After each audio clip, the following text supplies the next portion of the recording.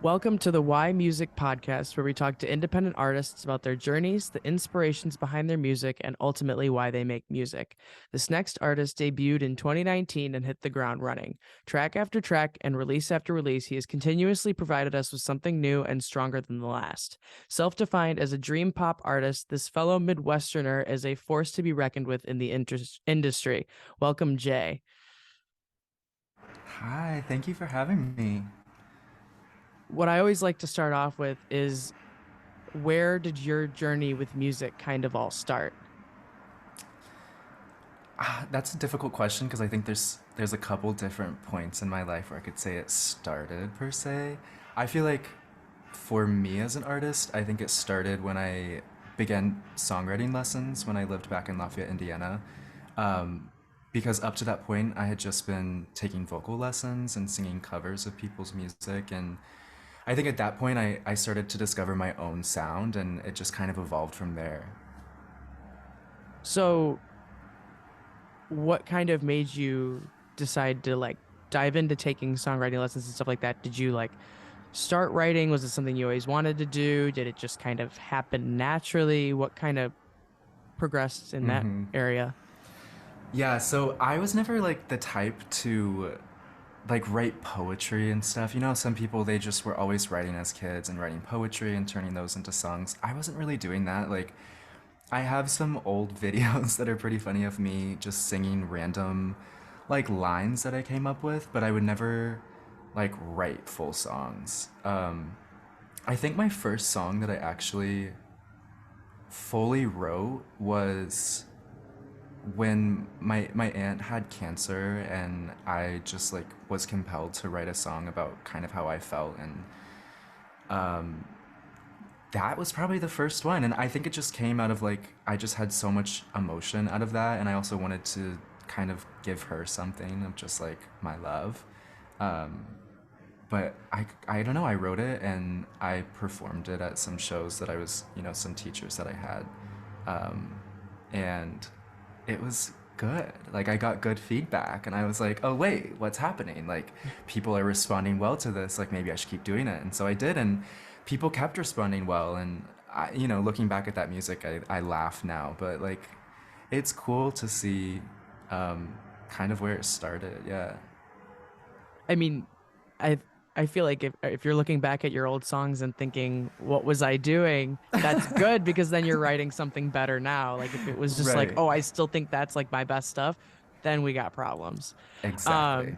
But no, it definitely is a huge thing when you get positive feedback from something that you, especially if it's something you didn't really like think anything of, that's just going to kind of compel you to like keep going, and it sent you on this journey. So, Yeah. at what point did you kind of really decide being an artist was something that you wanted to do? I love this question because okay, so I was in speech in high school. You know what that is? Hmm. Okay, so I found myself pretty good at speech. It was like I didn't perform much before that point. Like that was kind of like how I performed for people was in these speech competitions. And when I started, I was like, I don't know if I'm very good at this, but like it's fun and whatever. And kind of like in my songwriting, like I just found that people were responding to it well. And I was going to these competitions and I was winning. I was doing well, and there was this one competition that was about like happiness, and I ended up doing well in it, and I went to state, and I think I went to regionals maybe with it, but it was more or less like my coming out letter as like a 12 or 13-year-old. It was like, it started like when other boys played with Hot Wheels, I was playing with Barbies. And like I never like said outright like I'm gay in it because I was still in middle school, but looking back, I think that was a pretty just powerful moment in my life. And as I kept progressing with this kind of like very vulnerable part of me, I was like, why do I keep going into these rooms thinking someone else is going to be better? Someone else is going to be the winner. Why can't I go into the room thinking that I can be the winner? Like, I can be the one that is going to succeed. and it was like around that time that I was finishing up middle school. I was going into high school, thinking like, what am I going to study? And I was like, maybe I should just do it. Like maybe I should just be a musician. Like, what if I'm the person that could make it? Like, what if I'm the person that could make it? And so, I don't know. I bet on it. And here we are. And here we are. So, where were you kind of at with music when all of that was going on? Like, where is that in the timeline in relation to when you wrote that first song and kept on doing it? So it was right before I started songwriting lessons. I think I started those lessons in high school, and in middle school I was taking more so like vocal lessons, like I said, of just like building your range and building my repertoire and just kind of getting out in front of people because I was still, nervous to sing in front of people. Like it was hard for me back then. And so in middle school was when I kind of like sang in public for the first time. It was like my seventh grade talent show. Um, so people knew me for music a little bit, but um, I don't know. I think it was in high school. I guess, okay, the full answer to this is even when I got to high school, I was like, what am I going to do to stand out? Like, I'm in Indiana. Um, there's not like a music center near me. Like I didn't know who to contact, what to do to like make it more or less. And so I started a YouTube channel in high school. Um, and from that, I ended up joining choir. And that teacher was the one that kind of like pushed me to start songwriting lessons. So it was kind of just like a natural progression. I didn't like seek out songwriting lessons. I didn't even know that was a thing that people did. But there was someone in my hometown that was actually a Berkeley graduate, an alumni, and she was the person I took lessons with. That was That's kind of a convenient. long-winded answer, but yeah. No, not at all. That's rather convenient to have her as access right there. Yeah. Um, what do you think, if there is anything, often inspires a lot of your writing? Like, is there a common theme throughout a lot of your songs? Is there something that in your life kind of sparks a lot of inspiration? I mean, of course, people is like the number one answer, just the people in my life. Sometimes the stories I write aren't mine necessarily, but they're through my lens from their perspective. But I don't know. I think recently I have been writing a lot of music about mental health and just like healing this inner child that I have. And I'm 22. I'm like reaching this point of like figuring out the next thing, and I think like music has been kind of the way that I've like healed myself, I guess, recently. I mean, that makes total sense. Is there something that you think within, I mean, this would be more pertaining to the stuff that you've already put out, but is there something within the music that you have under your artist name now that you think people would like know you as? Like, oh, he's the guy that writes about this kind of stuff? Yeah, I mean, I like to say with my last project, it was very like queer focused. Our goal was to take basically the storybook of a relationship from beginning to end, but through a queer lens. And that's not to say that every song is like inherently queer, but it means that in the songs that it makes sense for, I'm using he, him pronouns. That project was really based in that relationship. So it was about me and this other person, um, which I love. I love writing about relationships, but I think I have this duality of like writing about love and then writing about like loving myself, if that makes sense.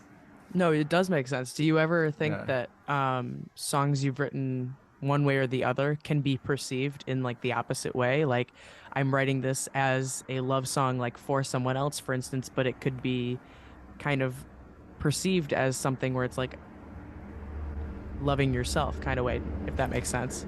Oh, absolutely. I mean, just even structurally with songwriting, I think that sometimes the most profound songs are in the second person narrative, singing to you, and it's a very it's a broad you, like who is you? Is it me that's you? Is it you that's you? But I think that's what makes them so powerful.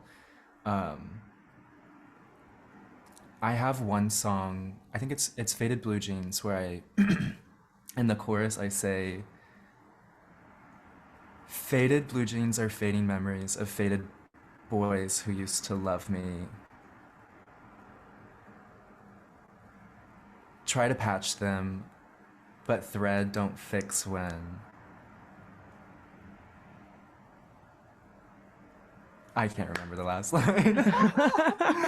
Cut that, cut that. I was thinking it was something about the you narrative. It was just that like Mhm. in that chorus I'm singing to like a you perspective, and like um obviously the you in there is me, but like I wrote that for the listener to be you, like you. So then we're all kind of hearing it. I don't know. Did that even answer your question? No, that makes sense. Do you write from the you narrative a lot? And like, with that being said, do you kind of use it in select situations? Is that kind of something you take into consideration when you're writing, or is it more this just naturally was a you versus a he versus a me song? Mm-hmm. Um, I think a little bit of both. Sometimes songs can just start and it just, whatever you say is kind of just like what you go with, whether that's a you or a he or an I. But there have been many songs that I've had that I write the whole thing and then afterwards I'm like, this perspective is off, and I go back and I change all of the I's to you, or I'll change them all to he.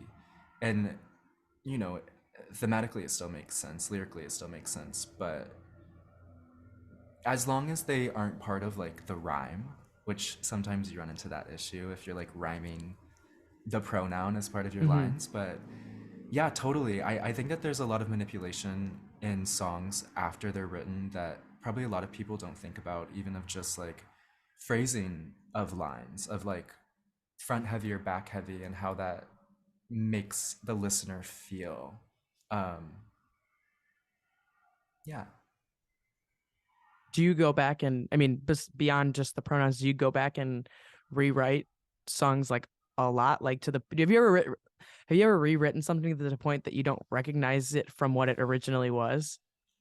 Absolutely, but with that being said, you can't like beat a dead horse. Like at some point you have to like let it be. Hmm. But totally, like totally. And what pains me is when I've been through like multiple sessions and I've worked with my producer and we've like been to the studio, and then he'll like show it to someone and they'll have like some great piece of advice that like totally makes sense, and then we're like, no, like we have to go back and re-record or whatever. But absolutely, I mean, from the writing perspective, like sometimes I'll write a paragraph and that'll become part of the chorus, or maybe I'll take a line and that'll be like part of the verse. And then sometimes I'll write a whole song and just scrap the verses and keep the chorus and like start over there.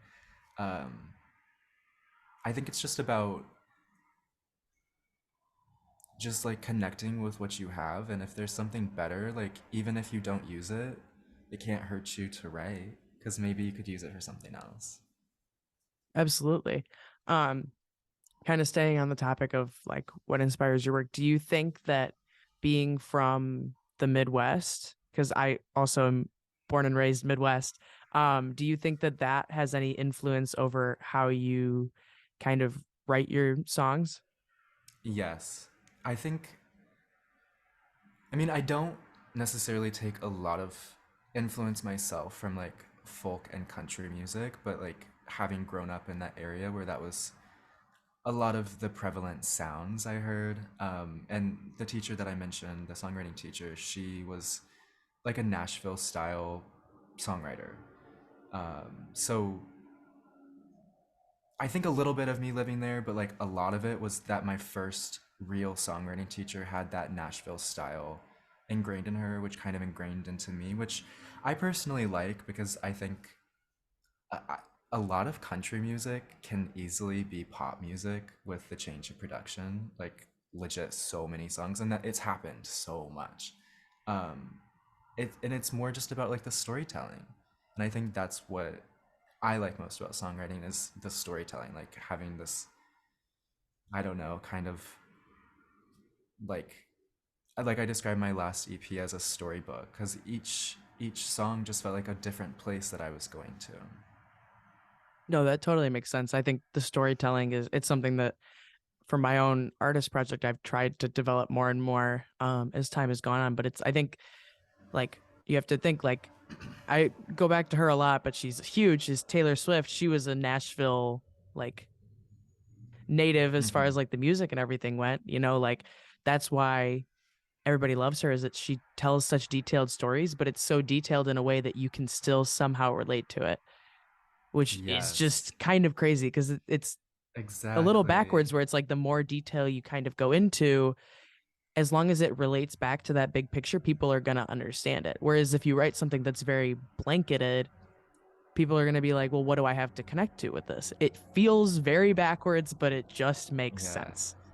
Yes, that's actually like a huge thing that we talk about at Berkeley of just especially in the songwriting department is like it's kind of like the ability to like take a specific idea and then like go broad with it and then bring it back to like something specific because you're absolutely right, like some of the most successful songs for me, some of my favorite songs like Lord, she sings You Buy Me Orange Juice and one of her songs off Pure Heroin, you know, Mm. but it's relatable because it's like quirky. I don't know, like everyone's had a drink bought for them. But yeah, if you're too broad, it's something that I think a lot of beginner songwriters struggle with is they think that like, oh, I need to relate to people, so let me write this like broad, not very specific, not like what's going on. And I did that too for a long time before I Hmm. released music. Like I didn't know who I was writing music for. And once you figure that out, you'll be good. That's a great, I think, piece of advice because it's like, well, the thing is the reason I think we relate to it is because we all kind of, as just a part of the human experience, go through a lot of the same things. Like, I'm not going to experience something the exact same way that you will, but we'll both have a like shared experience in some kind of way where we've been through similar things. And we have that, like, from the emotional standpoint, it's the same, but the situation was different. And Yeah. so it's just that person's situation, but it's still like your shared experience. Mm-hmm. That's Mm-hmm. that's the thing I can't seem to get through my own head sometimes. Yeah, but also I think one time, I think it was Jack Antonoff, he said that usually if you have a chorus that is like more relatable, like a little bit broader, which is typical, like it's more Hmm. anthemic, whatever, then you can be as crazy and as like specific in the verses as you want because people are gonna remember the chorus. Right. And that's the big thing is like just cut and dry. Your verse is where you tell the story. Your Mm-hmm. chorus is where you drive home the message. Yes. And Yeah. it's as simple as that, but then you go to write it and it's like then Gotta what figure it happens? out. It's like I remember nothing. Yeah. It's it's much easier said than done. I think you're already going to kind of have an answer for this question just based on the intro that I gave. But if you had to create a new genre around your style of music, what would you call it? I kind of want something a little bit more than just dream pop. A new style. Like, what would you like if it was a genre of one and you are that genre? Okay, What okay, is okay. that? What are we calling it? I think we would call it like. Hmm. That is such a great question. Thank you. Like, I feel like there would just be a lot of hyphenations of like. Because it's like.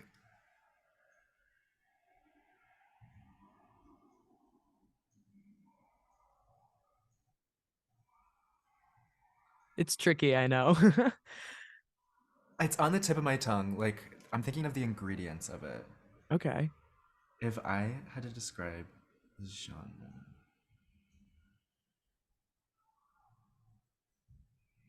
I think I would say like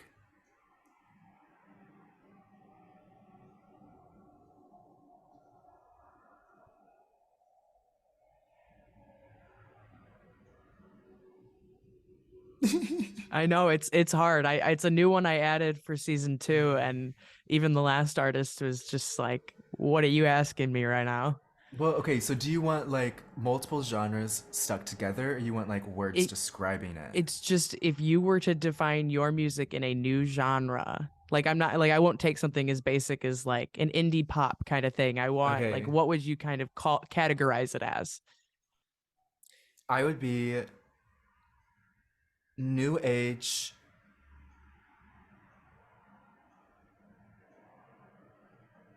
dream color pop. Okay. I like that. I like that. What a I know the dream pop like I mentioned is like one of your like things.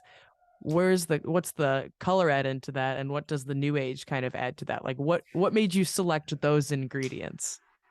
That's a great question. Let me come up with a great answer. No, okay, so colorful, like as far as like when I talk about my brand, like colorful is always the first word that I like to think of. And I think that with a lot of my aesthetics, like I just it's like pinks and purples and yellows and oranges. I like bright things. Um and my music doesn't feel like dark. Like even when I'm writing like a sad song per se, especially this new music that I've been writing, like they're pretty tough lyrics, but Hmm.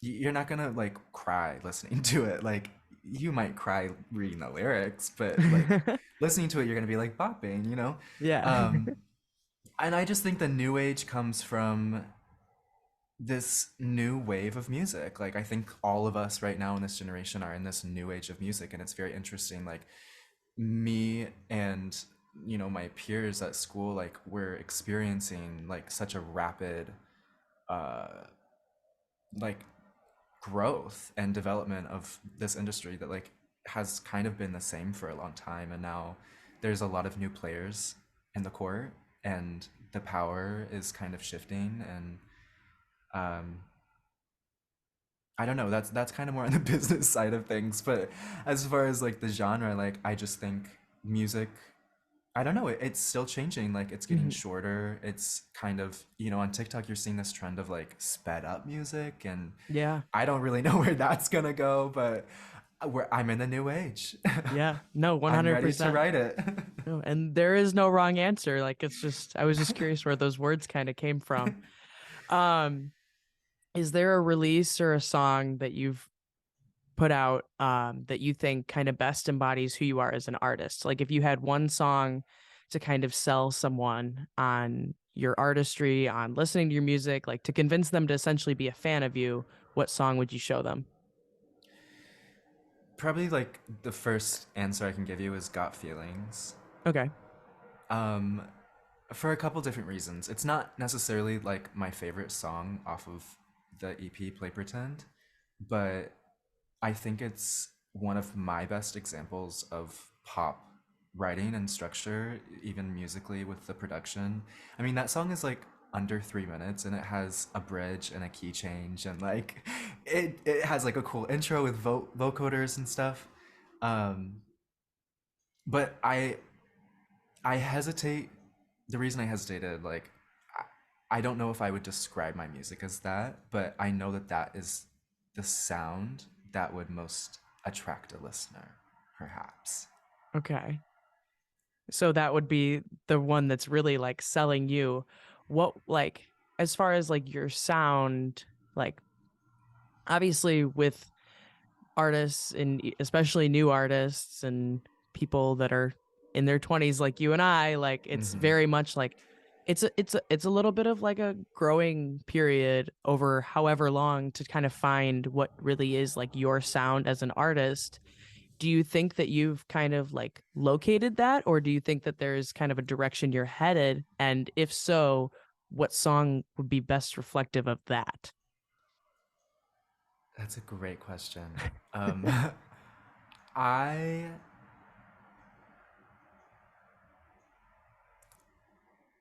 well, to answer the last part of the question, for my music, because that's truly the music that I'm most excited for. I think that represents my sound.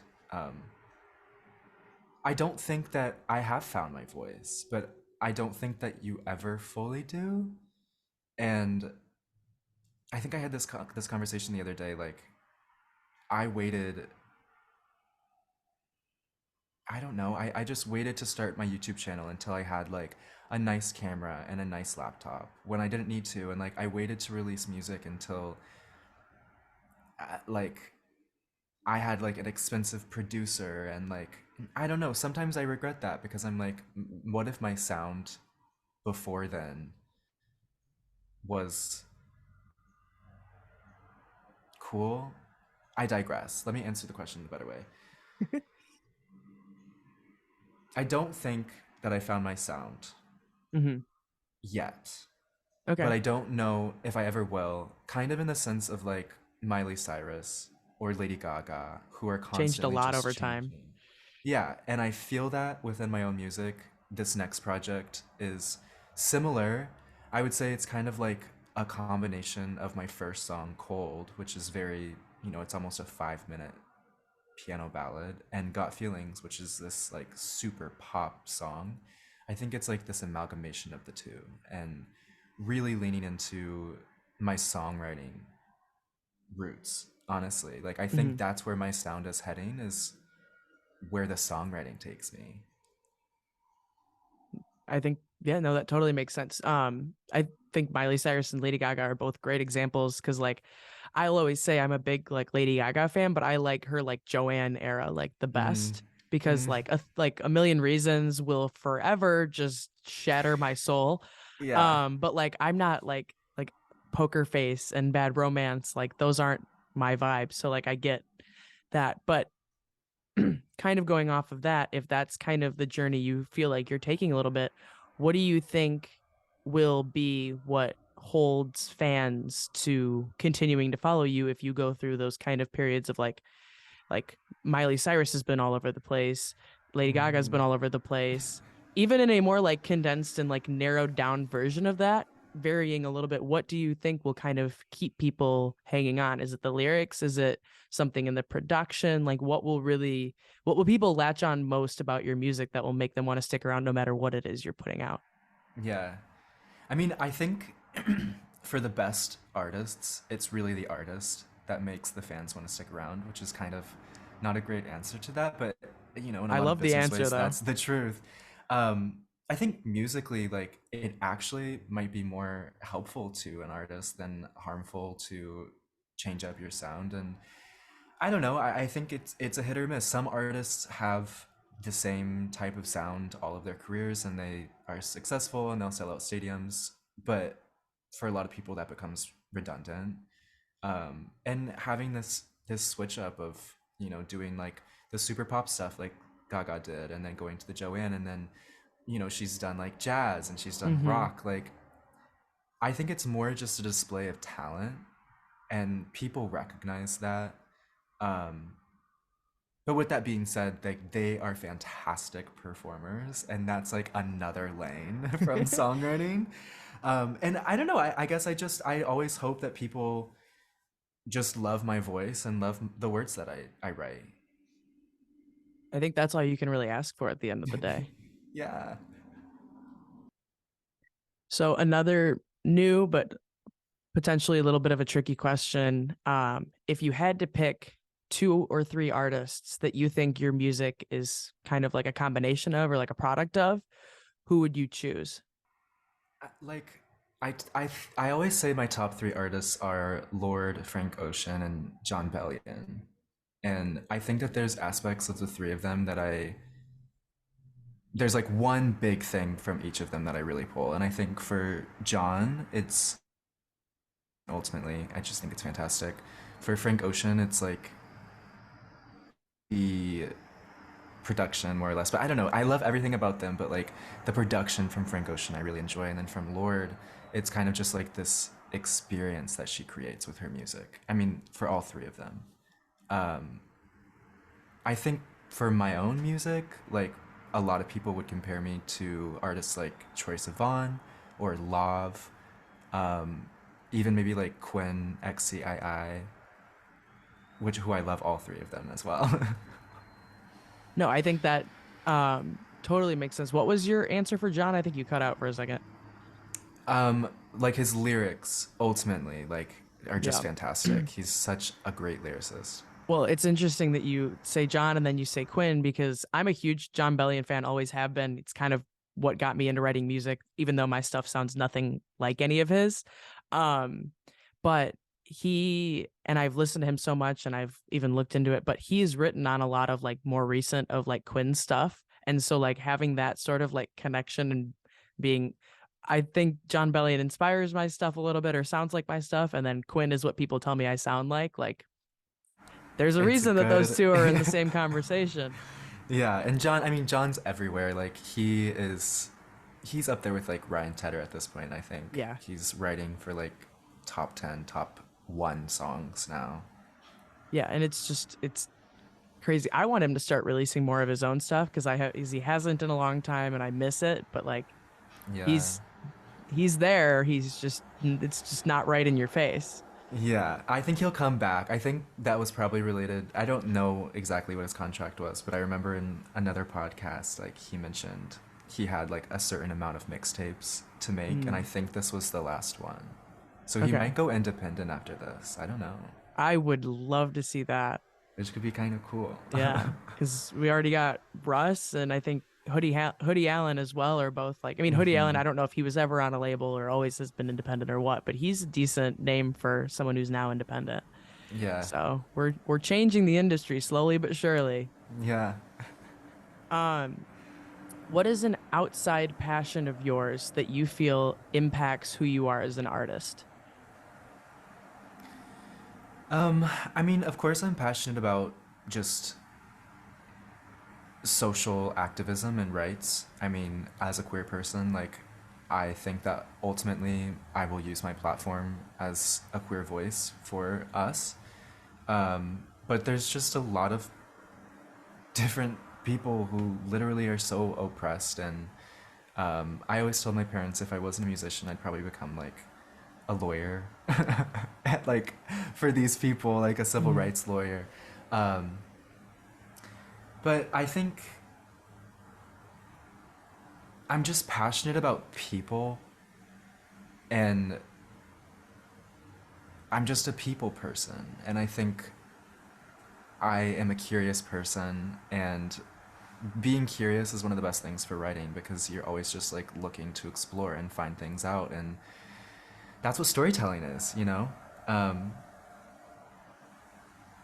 I was gonna say fashion because I love fashion. Like, I think one day that's gonna be a big part of my brand, but I haven't gotten a chance to explore that very much, so I don't know. But I think that would be more on like the visual side of things and, branding and stuff. No, that definitely makes sense. And like, it's really good to be curious and be a people person when it comes to art and everything, because it's like we can learn so much just from other people and from having that sort of like open mindset of just open to new experiences, because it's experiences that'll ultimately develop the stories that will then turn into songs. And so if you want to write more, you got to kind of experience more. So Mm-hmm. you can only write about the same relationship for so long. You Right. can only tell the same story so many different ways until it gets old and Exactly. people catch on. So Yep. Mm-hmm. if you had to kind of set up the perfect listening scenario for someone to kind of listen to your music, like where they would they be with anybody else? Like what kind of like environment do you think your music would be best consumed in? Like most of it with people. I think it's music that you kind of just bop to, or it's like the best music to drive in a car with your windows down and your best friend in the passenger seat. It's kind of just like vibey music. Um, for the songs that are sadder, those are not like group songs all the time. It's so funny when I'm with my friends. If we ever listen to my music, it'll get to the sad ones and they're like, skip. And I'm like, I don't blame you. Those ones, put some headphones in, crawl into bed, turn the lights off. No, I think there can I I think if you're writing where it's kind of you could put it perfectly all in one scenario, if you will, then you should vary it out a little bit. So to have that kind of like not polarizing, but kind of two different, like I will write music that you should drive to, and then I write Hmm. music that you should be sitting in the dark alone to. Cry Um, too. Yeah. No, and but you know what? That was something that I like back in high school when I did start writing music. I only wrote ballads. Like only wrote ballads. I was like mhm, that boy for a while, but it's good to have, some some boppy songs and some mid mhm. tempos and some slower ones. Yeah, a little variety is nice. It's something also I'm trying to do more of. I write from a very acoustic and like I like my pianos to sound like pianos and guitars to sound like Hmm. guitars, and Yeah. I very rarely break 100 BPM. It's very Mm, it's it's right there in the mid, but it's I gotta speed I it up get a it. little bit sometimes. Just like hike it up and see. Like add like 25, 30 and like see what happens. Oh gosh. Now you're gonna turn me into one of those sped up TikTok songs. No. Um, what is it that you think sets you apart from other independent artists?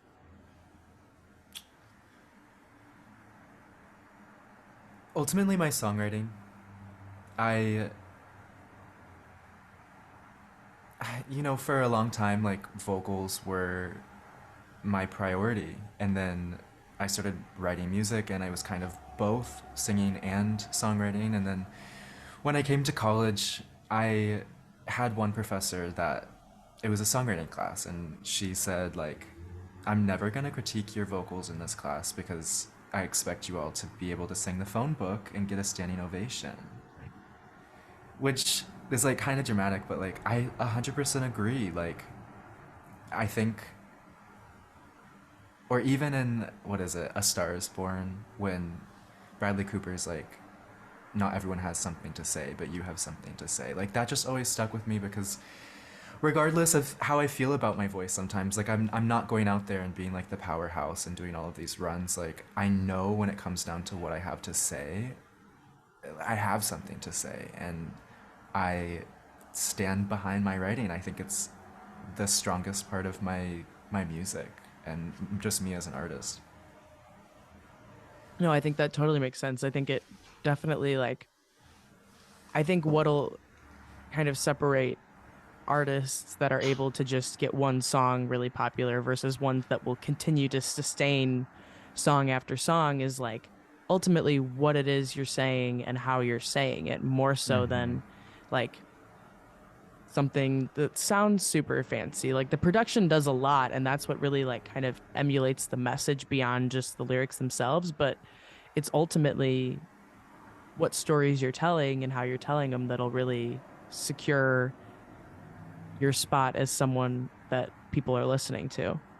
Yeah, and it's tough for I don't know how much it happens, but I bet it does of artists who will blow up on TikTok and have their song go, viral, and then Hmm.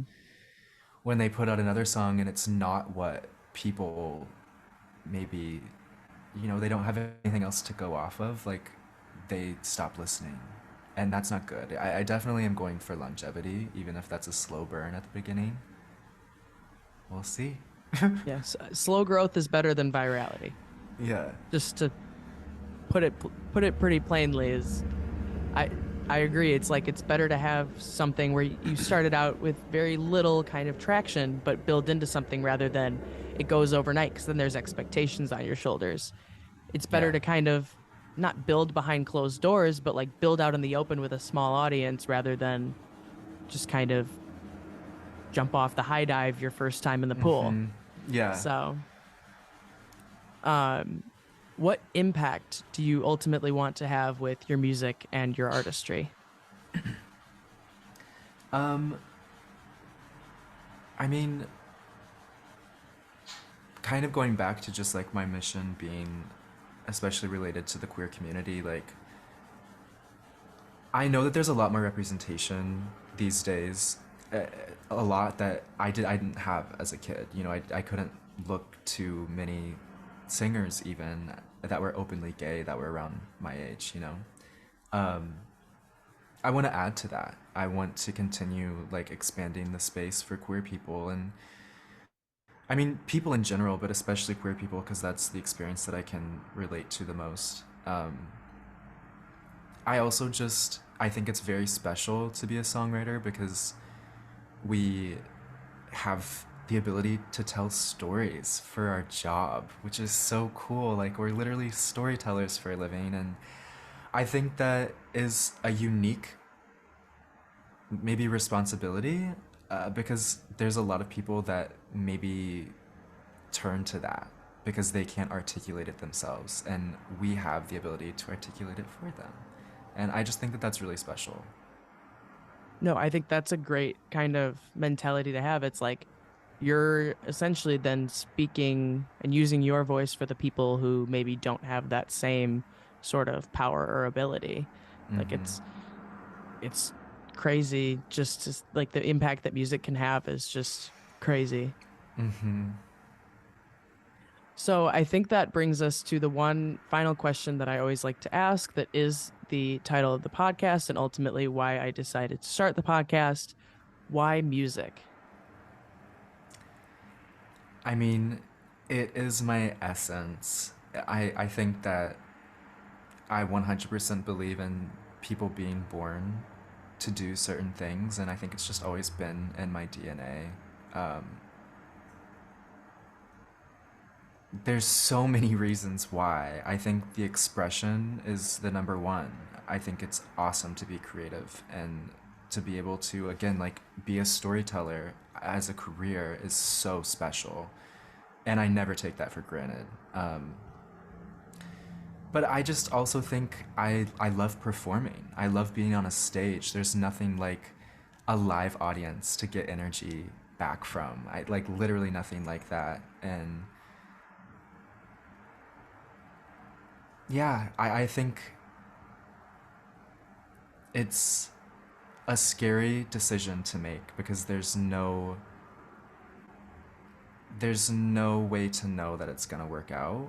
But I would rather, you know, die trying than never try at all. I just always think about the what if of if I didn't. I think that maybe that's how I rationalize it is if I worked a 9 to 5 and did some job that I didn't like, what would become of me? And I don't like that idea. So I just hit away at it. Yeah. I mean, not everybody was born for the 9 to 5. I think we're kind of all learning that maybe in just in general, nobody was meant for the 9 to 5, but Yeah.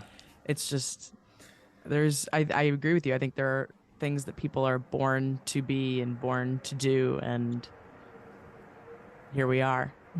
Here we are. I Here love we it though. are. I Yeah. love it. No, that I mean, following your passions is the best thing that I think you can do for yourself. So, all right. Well, that brings us to the end of another episode of the Why Music podcast. Check back again next Tuesday for another conversation with another independent artist. Thanks for listening.